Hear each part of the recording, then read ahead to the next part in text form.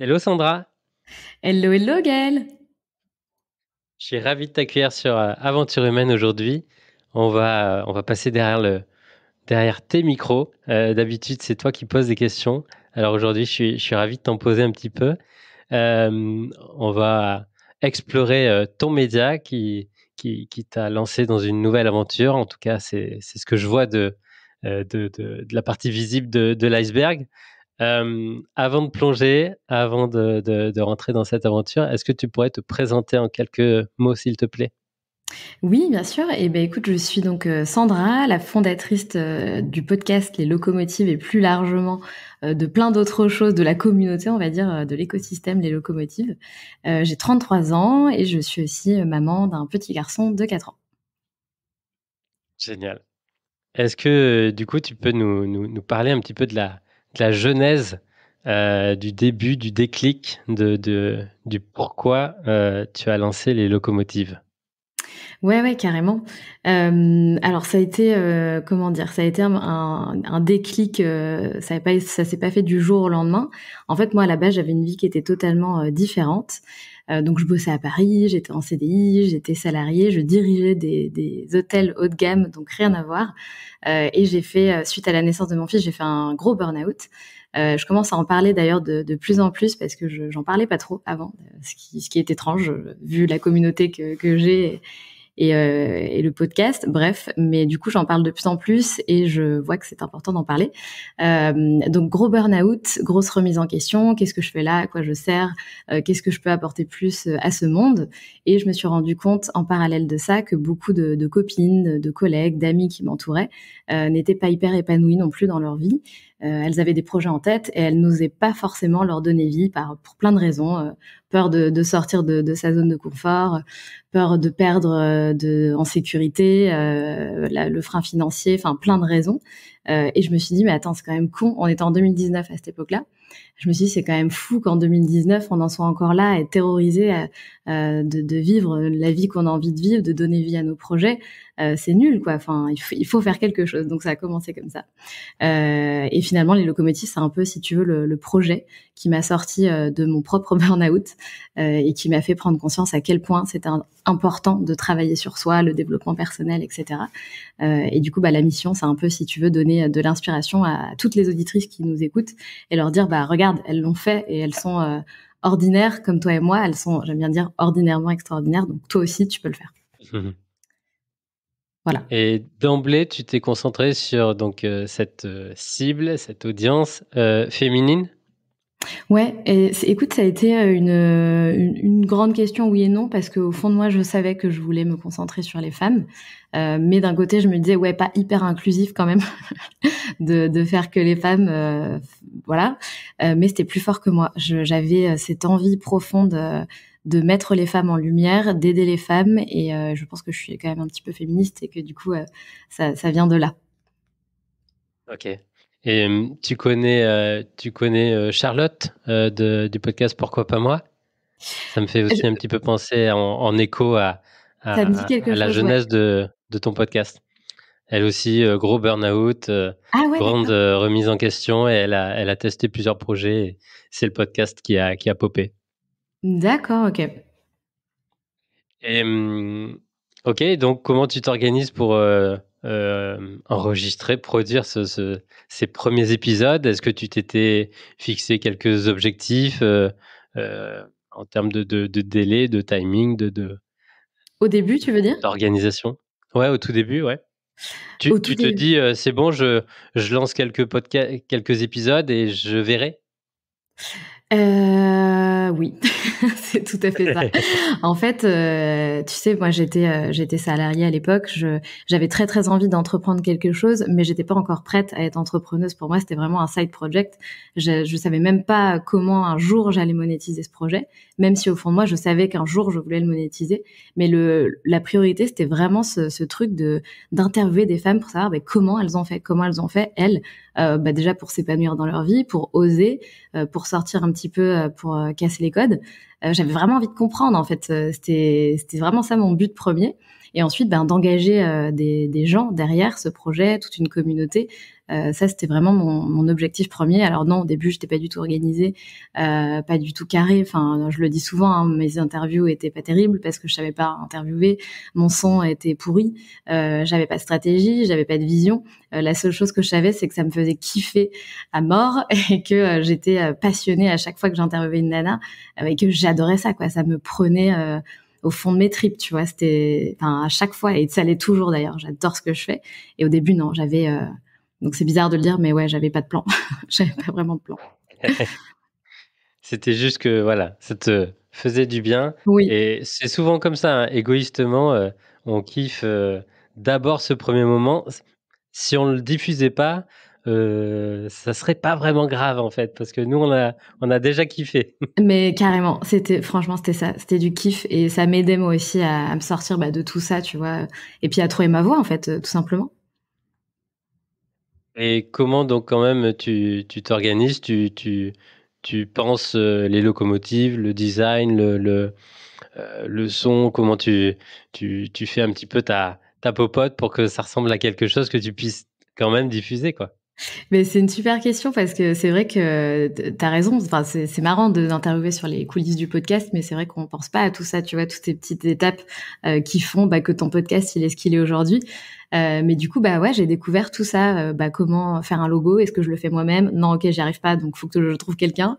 Je suis passée par une première graphiste, mais je me suis plantée. Donc ce logo n'est jamais sorti. D'ailleurs, un jour, je pourrais peut-être le montrer. Ah mais, oui. mais ce logo n'a jamais vu le jour. Je me suis un petit peu plantée. En fait, je voulais un truc. Et en fait, je voulais une locomotive. Je voulais une locomotive, un truc moderne. Mmh. Bref, et on m'a dit non mais Sandra, t'es pas du tout dans le délire là, c'est-à-dire qu'on est sur des logos hyper minimalistes, c'est fini ce genre de logo en mode illustration, etc. J'ai dit, ah bon, ah mince.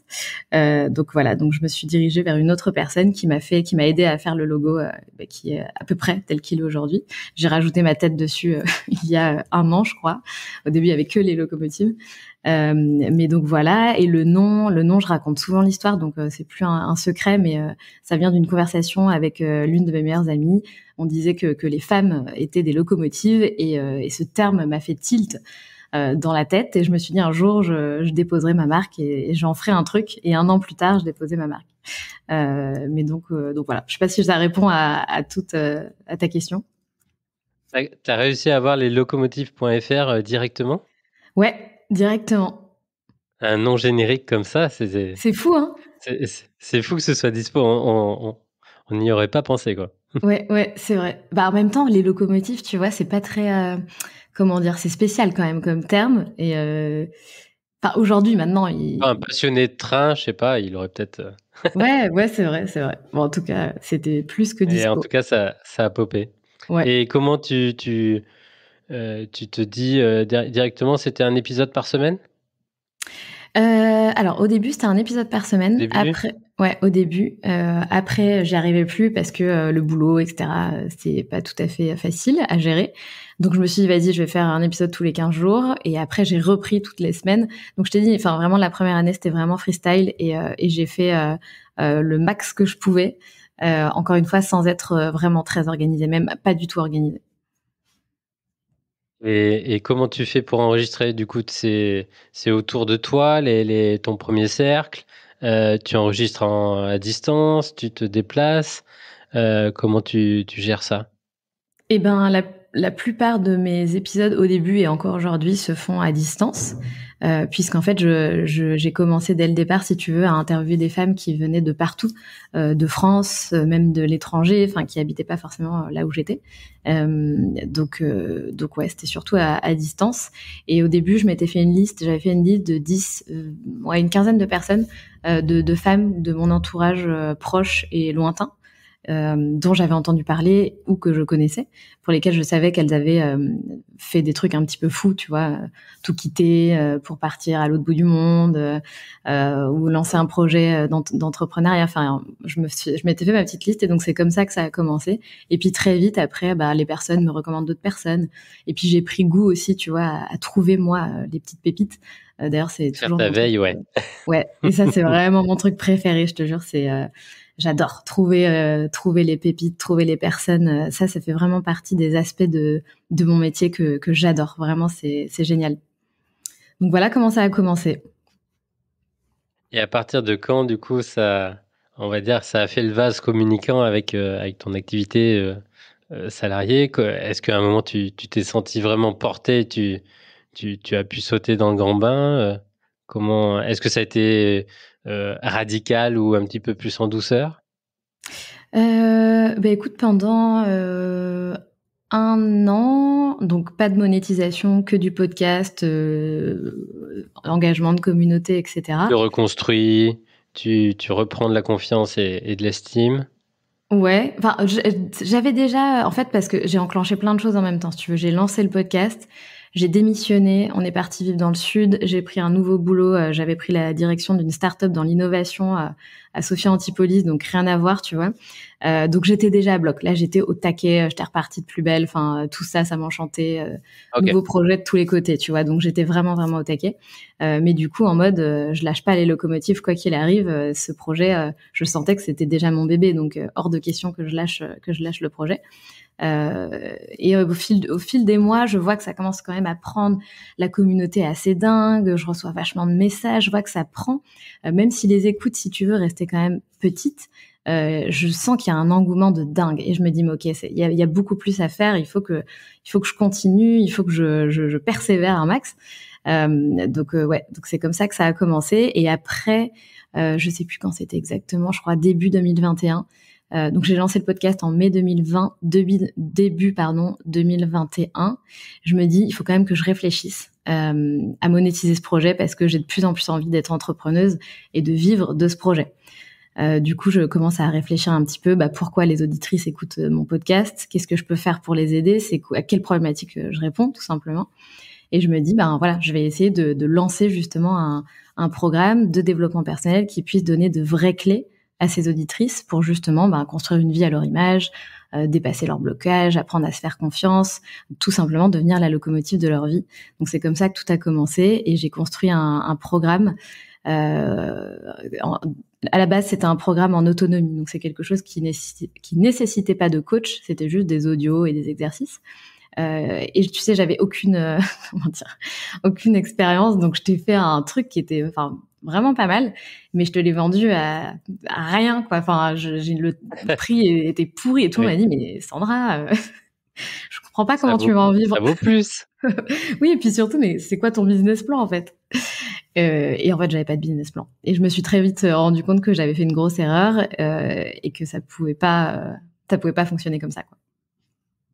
Donc, tu as tout stoppé. Avant de plonger et de comprendre un petit peu comment tu as repivoté, euh, là, à partir de ce moment-là, donc tu es à temps plein Ouais, tout à fait, à sur les temps plein. locomotives. Tu as lâché la start-up. Non, j'ai lâché la Non. start-up au moment où j'ai fait en fait, mon Ouais, dernier d'accord. jour, c'était mon dernier jour, c'était la veille du lancement de ce programme. Donc c'était le 1er juillet 2021 que j'ai fait le lancement et je suis partie la veille. Ok.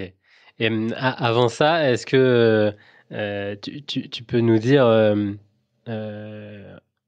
si qu'est-ce que tu avais mis en place pour quand même que ça commence à popper? Tu dis les écoutes n'étaient pas ouf, mais qu'est-ce que tu faisais pour animer, pour diffuser? Est-ce que tu étais sur Insta? Tu étais sur quel réseau? Est-ce que tu avais mis en place quelques OP ou actions marketing pour voilà, animer et développer l'audience? Ouais, bien sûr, très très bonne question. Et en fait, je me suis dit, il faut que je sois visible, il faut que j'ajoute de la crédibilité à ce que je fais, il faut que je me fasse un petit peu connaître. Et puis je testais, tu vois, je savais pas qu'est-ce qui fonctionne pas, on va tester. Donc j'ai testé une première campagne presse. Non, c'est pas ça la première chose que j'ai fait.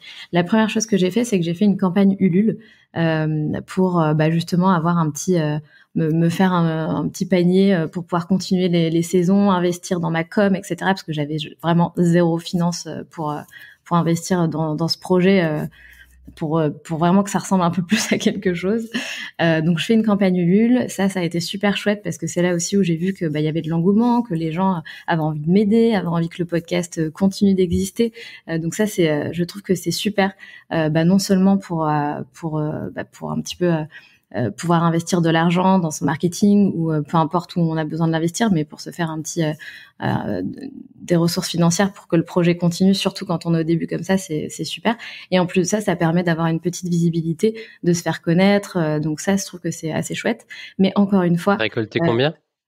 J'avais juste demandé une petite somme. Je voulais 1500 euros pour pouvoir faire une autre campagne, refaire mon site. Grosso modo, c'était ça. Donc, c'était pas énorme. Mais bien sûr, on peut faire beaucoup plus. Après, moi, j'avais pas, tu sais, les campagnes Ulule. Ce qui est intéressant, c'est les contreparties. Malheureusement, moi, c'est un podcast, donc j'avais pas grand chose à donner en retour. Donc, une petite somme, je pense que c'est facile. Une grosse somme avec un podcast, ça me semble plus compliqué. Mais quoi qu'il arrive, c'était très chouette. Et encore une fois, par contre, Gaëlle, je me suis pas vraiment très organisée pour cette campagne. Normalement, il faut y prendre des mois et des mois à l'avance. C'est toute une stratégie, une campagne nulle. C'est pas juste hey, salut, je fais une campagne nulle. Voilà. Donc quoi qu'il arrive, j'aurais jamais pu récolter plus. Mais c'était déjà très très bien. Et donc ensuite, grâce à cette campagne nulle, j'ai fait 2 campagnes presse à 6 mois d'intervalle, je crois, ou 3-4 mois, je sais plus.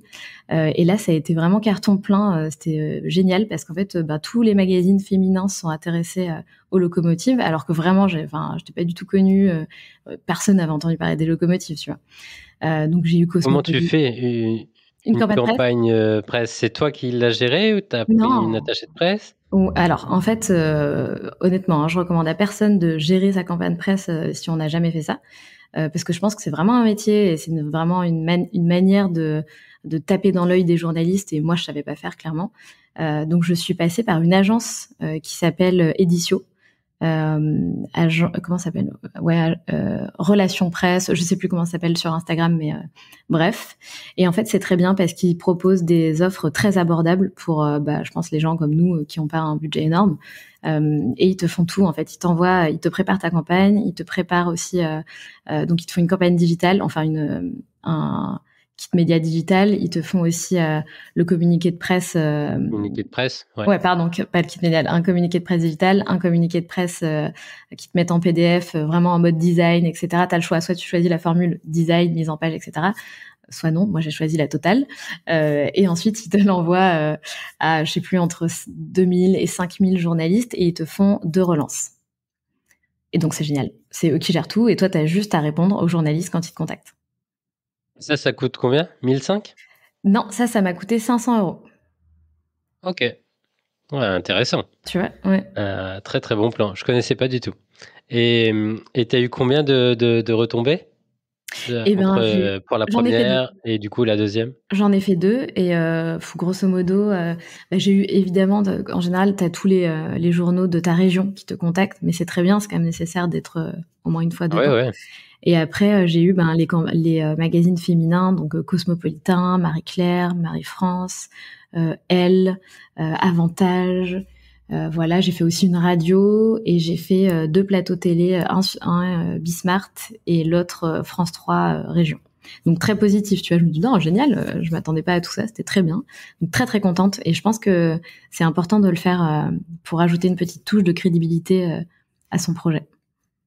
Dans les écoutes, ça a fait quoi Rien du c'est tout. quoi un avant et un après? Rien du tout. Rien du tout. Ça n'a rien converti. Rien. Mais ça a, d'un point de vue de la ouais, crédibilité, de la pouvoir de l'image perçue, c'est beaucoup plus fort après, quoi. Bien sûr, après tu peux réutiliser ces aspects-là dans tes contenus, dans ta com. C'est une touche c'est une preuve sociale en fait. C'est de la crédibilité en plus. Tu peux t'en servir partout après. Donc, et ça a fait 0, donc en termes voilà, d'audience. Tu été à combien au moment où tu lances de nouveau ce programme? Tu vas nous dire un petit peu ce que tu as fait comme mise à jour. Tu étais à combien en termes d'audience? Tu peux nous dire Non mais que dalle, quelques que chiffres? dalle. Je me rappelle même pas. Je pense que je devais être à. Quelques Je fais le calcul centaines de dans ma tête. milliers par mois? Je pense que je devais être autour des 2000 écoutes par mois, un truc comme ça. Ok. Et c'était où que la communauté était la plus active? Sur Insta?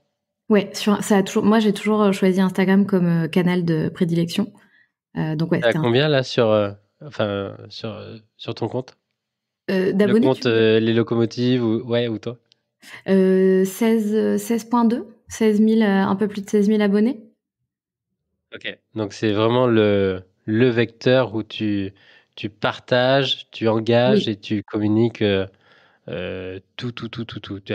Tu es quasiment mono réseau, quoi, Je le suis plus maintenant parce que, j'ai compris qu'il y avait à d'autres l'époque. canaux, intéressants. Mais ah pardon, à l'époque, ouais, tout à fait, mono-réseau. OK. Et donc, tu revois, totalement le programme, la valeur qu'il y a dedans et tu relances, tu te remets en route de relancer un et de faire un vrai lancement un peu, un lancement orchestré, quelque chose comme ça ou pas? Non, tu sais, moi, je suis jamais très très orchestrée. Un Un peu lancement plus femme surprise. tendance. Oui. Oui, oui.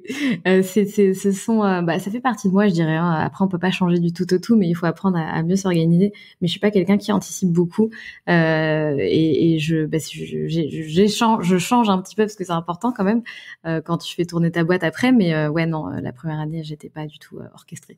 J'aime bien ce terme, mais, voilà. Donc, ouais, j'essaie de faire tourner mon petit programme pendant quoi, quand même 6 mois, tu vois?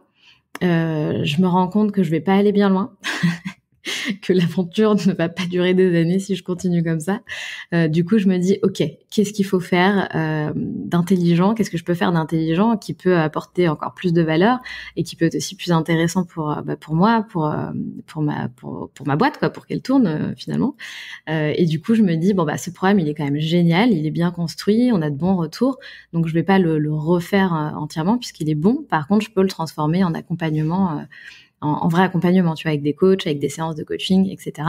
Et c'est comme ça qu'on a transformé l'accompagnement audio en accompagnement sur 3 mois avec des coachs, etc. Tu tu recrutes les coachs, facilement dans la communauté, Oui, alors via les ben locomotives ou pas? ouais, alors en fait, ce qui s'est passé, c'est la rencontre avec Manon. Donc effectivement, c'est important que je la cite. Manon, c'est une fille qui est passée à la base sur mon podcast pour raconter son tour du monde. Bref, gros coup de cœur. J'ai souvent des coups de cœur avec les invités, ça m'arrive très souvent. Enfin très souvent, pas non plus tout le temps, mais c'est quand même assez récurrent. Et là, gros coup de cœur avec Manon, qui me dit qu'elle est en train de se former en tant que coach pour devenir coach certifié en épanouissement pro et perso. Et du coup, bah, moi, j'avais déjà en tête de vouloir faire ce programme. Je la branche un petit peu. Et en plus, j'étais au taquet sur les locomotives. Elle suivait à fond les locomotives. Je me suis parfait. C'est une ambassadrice parfaite en plus. Donc, elle peut être intéressée, quoi. Et donc, je lui propose, je dis, ouais, ça te dirait d'ajouter un petit peu plus de valeur dans mon programme, de m'aider à rajouter du contenu et que tu m'aides à construire un truc vraiment top, quoi, full valeur. Et potentiellement, il y aura probablement d'autres choses à faire. Si en plus, tu peux être une coach dans les locomotives. Enfin, je savais pas encore quoi, mais dans l'idée, ça faisait sens. Et donc voilà, c'est comme ça que ça a commencé, ultra partante. Et Manon est toujours là, ça fait 2 ans. Et c'est l'une de nos coachs, ça a été la coach officielle là, de toute l'année 2022. Elle a accompagné toutes nos promos. Donc voilà. Et aujourd'hui, bien sûr, j'ai des dizaines de messages de coachs qui ont envie de travailler pour les locomotives. Donc j'aimerais bien pouvoir embaucher des milliers de coachs, mais aujourd'hui, c'est pas encore d'actualité. Mais oui, aujourd'hui, c'est comme ça que ça se passe. Aujourd'hui, justement, ça représente combien de personnes, accompagnées? Combien de femmes accompagnées? Eh ben, plus de 300 femmes à travers le coaching en autonomie et la Locomotive Academy. Donc ça commence à faire. Et puis cette année, ça devrait aussi, ça devrait être pas mal. On devrait accompagner, on devrait accompagner pas mal de femmes. Et est-ce que tu penses que tu as une idée du ratio de, combien les locomotives ont généré est-ce que c'est 80 des auditrices, des locomotives qui ont rejoint, heu, enfin que Ah, les clientes étaient à 80 auditrices? ouais. Quelque chose comme ça, une grande Oui, majorité? toujours. Enfin, quasiment, je dirais même 90%, tu vois, sont à la base auditrices du podcast. Alors après, ça peut être des auditrices depuis très longtemps ou des auditrices qui ont découvert le podcast grâce à une invitée spécifique et qui suivent depuis peu. Mais oui, ça commence à 90% comme ça. OK. Et Et aujourd'hui, le, tes chiffres en termes d'audience, est-ce qu'ils ont vraiment explosé sur 2022? Ouais, vraiment. Ouais. Même moi, j'hallucine encore de quand j'ouvre mon truc, je suis là, putain. Ouais, ça a explosé En fait, l'année 2022, si tu veux, c'est l'année où Un vraiment, focus. ouais, j'ai vraiment compris ce que c'était de gérer un business parce qu'au début, tu sais, t'es un peu freestyle, t'es un peu cool, enfin voilà. Enfin moi en tout cas, j'étais comme ça. Et après, tu dis ok, bon maintenant c'est sympa, mais il est temps de faire un vrai truc en fait. C'est pas une blague en fait, c'est un vrai projet, c'est une entreprise. Enfin, j'avais envie que ça devienne une entreprise. Du coup, ouais, carrément, les 2022, j'ai tout donné, quoi. J'ai tout donné niveau énergie, stratégie. Je me suis fait accompagner aussi. Je me suis fait accompagner sur Instagram. J'avais besoin de monter en compétences. En fait, j'avais pas compris qu'Instagram, c'était pour moi, c'était juste tu postes une photo, une phrase inspirante, la pochette de l'épisode et c'est bon, ça fait le taf. Pas du tout. Je me suis complètement formée à tout ça, en fait, au marketing digital, à Instagram spécifiquement. J'ai fait plusieurs formations. J'ai continué de me former aussi en développement personnel. J'ai tout donné sur tout le podcast à 360 si tu veux. J'avais besoin d'être pas experte. Je suis pas experte dans tous les domaines, dans tous les périmètres de ce que je fais, mais j'avais besoin d'être en tout cas ouais plus experte dans pas mal de domaines et avoir une vision un petit peu plus claire et être plus stratège en fait. Je suis trop une passionnée avant d'être stratège en fait. Hmm. Hmm. Et du coup, maintenant, c'est quelques dizaines de milliers d'écoutes chaque mois? Ouais, bah là, on a dépassé les 100 000 écoutes par mois, donc c'est cool, pourvu que ça dure. Je dis toujours ça, tout le monde dit, il n'y a pas de raison. Bah ouais, mais si, il y a toujours, on sait pas, on sait jamais. Enfin, moi, c'est toujours mon truc, je sais jamais comment ça va continuer, donc je prends rien pour acquis, quoi. Mais là, oui, aujourd'hui, on a plus de 100 000 écoutes, pardon, par mois depuis ce début d'année. Donc, c'est cool. L'avantage, l'avantage, c'est que quand ça se construit quand même petit à petit, étape par étape, souvent ça redescend pas pas de manière aussi instantanée, quoi. C'est vrai, c'est Ça peut vrai. redescendre, c'est sûr, mais bon, c'est quand c'est construit et que les fondations sont solides, c'est souvent quand même de bon augure. Ok. Et donc tu monétises uniquement pour l'instant avec ce programme. Ouais, alors oui, on va dire que c'est la majeure partie. Après, j'ai écrit un e-book, mais bon, tu vois, enfin, c'est pas ça qui va me faire manger. Et je fais des événements aussi, comme tu le sais, j'organise des talk shows. Et là, je commence tout juste à explorer d'autres pistes comme le sponsoring, etc., que je n'ai jamais fait. Enfin, je l'ai fait très rapidement, on va dire. De manière anecdotique. Ok. Voilà, exactement. Mais du coup, je commence à explorer d'autres pistes pour voir un petit peu bah, ce que ça peut donner. L'idée est donc de diversifier et d'avoir plusieurs lignes dans le business model, quoi.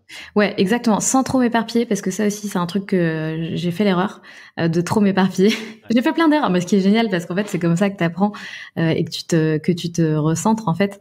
Mais ouais, sans trop non plus m'éparpiller. Ok. Et, et et du coup, est-ce que tu es aussi au contact et euh, tu vas discuter, tu vas parler, tu vas échanger régulièrement avec d'autres podcasteurs? Écoute, j'ai toujours été assez solo. Pas que j'ai envie d'être solo, hein, mais je peux pas te donner de raison. Alors après, oui, il y a des podcasteuses avec lesquelles je m'entretiens, avec lesquelles j'échange parce que j'ai des affinités. Et au début, si tu veux, au tout début, j'écrivais sur des groupes Facebook. Oui, comment on fait pour dépasser 250 écoutes par épisode, aidez-moi. Voilà, j'ai changé comme ça. Mais non, je suis pas dans des groupes de podcasteurs. En fait, pour être honnête, je ne suis même pas au fait. Enfin, je sais pas s'il y a des groupes, je sais pas s'il y a des communautés hyper qui sont voilà hyper liées. J'en sais rien. Je sais pas. Ok. Donc je suis assez Et solo. tu en écoutes? Tu en écoutes beaucoup Comment? des podcasts? Pas du tout. Pas du tout. J'écoute. Non, j'écoute pas. Je n'écoute Ok. pas ou très très peu de podcasts. Je sais pas pourquoi, c'est-à-dire que c'est un format que j'aime bien, mais je pense que j'ai pas envie de me disperser, j'ai besoin de rester dans ma bulle et dans mon truc, et j'ai peur que, tu vois, si tu commences à écouter d'autres podcasts, tu dis ah ouais c'est bien ce qu'il fait, et lui aussi ah ouais je pourrais le faire comme ça et machin, et j'ai peur de me disperser et de pas rester, tu vois, dans ma ligne édito, dans ma vision, dans mon truc, donc je pense que c'est aussi inconsciemment pour ça que j'en écoute pas. Ok. Et aujourd'hui, ton organisation pour produire un épisode, tu fais tout toute seule, tu fais du montage, ça te prend une journée, ça te prend. Est-ce que tu peux nous dire un petit peu dans les grandes lignes? Ouais, bien sûr. Aujourd'hui, oui, je fais tout toute seule, sauf la partie mixage, c'est-à-dire c'est moi qui fais le montage, mais j'ai un studio qui s'occupe de faire le mixage en fait, pour que l'audio soit meilleur. Parce que j'ai rencontré beaucoup de soucis, comme je te disais, je fais que des podcasts à distance, donc on passe par Zencastr, et Zencastr c'est pas toujours génial. Des fois le son est pourri, et surtout du côté de l'invité qui est pas forcément équipé, etc. Et même de mon côté, j'avais rencontré de gros soucis. Du coup, oui, là, ça passe entre les mains d'un gars qui fait du super boulot et je suis très contente. Et sinon, tout le reste, c'est moi, organisation d'invités, enfin organisation, trouver les invités, tout, en fait, tout le reste. Et ça me prend, ouais, je dirais quasiment une journée complète pour un épisode. Une demi-journée pour, on va dire, caler les invités, enregistrer et gérer un petit peu tout le reste. Et une demi-journée complète sur la com, sur la valorisation ou pas? Ah non, non, non, ça me prend moins de temps quand même. Ça me prend. Quand tu parles de la partie com, tu parles de la mise en place aussi du podcast sur l'hébergeur ou. Euh, Vraiment valoriser, communiquer, relayer la diffusion d'un épisode. Non, ça c'est ce qui me prend le moins de temps en fait. Aujourd'hui, c'est un post sur Instagram et un post sur LinkedIn. Et en fait, après, c'est la communauté qui fait le travail à ma place aujourd'hui. Donc c'est génial en fait parce que les filles, elles repartagent, elles commentent, elles m'envoient même des messages pour dire ah, génial celui-là. Et moi en fait, je repartage en fait ce qu'elles partagent. Mais l'énergie, c'est pas là-dedans que je le mets le plus. Enfin, je fais attention par contre à faire un super post. Je fais attention à la cover. Je sais que c'est hyper important. Pareil sur LinkedIn, j'essaie de faire attention à bien écrire, à bien donner envie en fait aux gens d'aller découvrir l'histoire, l'épisode. Mais le reste, mais c'est tout. Enfin, tu vois, c'est vraiment pas ça qui me prend le plus de temps. Le plus de temps, c'est tout ce qu'il y a à faire en amont, la logistique, le montage. Tout en fait, la création de la pochette, mettre sur le site internet, sur ton hébergeur, tout ça prend vachement de temps. Faire l'intro, je fais des intros, tu sais moi à chaque fois, avant chaque début d'épisode, je rédige une introduction aussi, enregistrer l'intro, donc ça prend grave de temps. Et d'ailleurs les nouveaux qui se lancent, enfin les nouveaux podcasteurs qui se lancent dans l'aventure, ils avaient pas réalisé à quel point ça prenait du temps un podcast en fait. Mm. Ah, c'est sûr. Voilà, ça prend du temps. C'est très long. Mais ce que je retiens, donc, c'est aussi que aujourd'hui, tu as, tu as entre guillemets, tu fais basculer tu donnes une impulsion sur un domino et grâce à la communauté que tu as créée, il y a une suite de dominos qui se propage, quoi. C'est exactement ça, ouais. C'est exactement ça. Est-ce que tu vas essayer ou est-ce que tu as envie d'essayer d'autres axes stratégiques, d'autres moyens de développer auxquels tu penses mais que tu n'as pas encore essayé? De développer la communauté, tu veux dire? Ouais, la communauté et audience.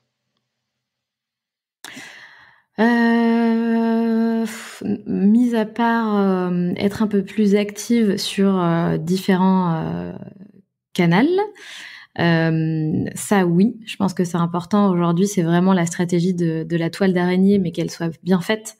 Il faut voir ce qui fonctionne. Tu vois, si je vois que ça prend pas et que vraiment ça m'apporte rien, j'arrête. Par contre, je pense que c'est important d'être partout.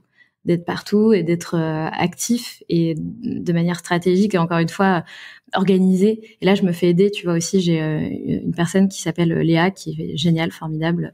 Je ne peux plus me passer d'elle, qui est un peu mon bras droit digital.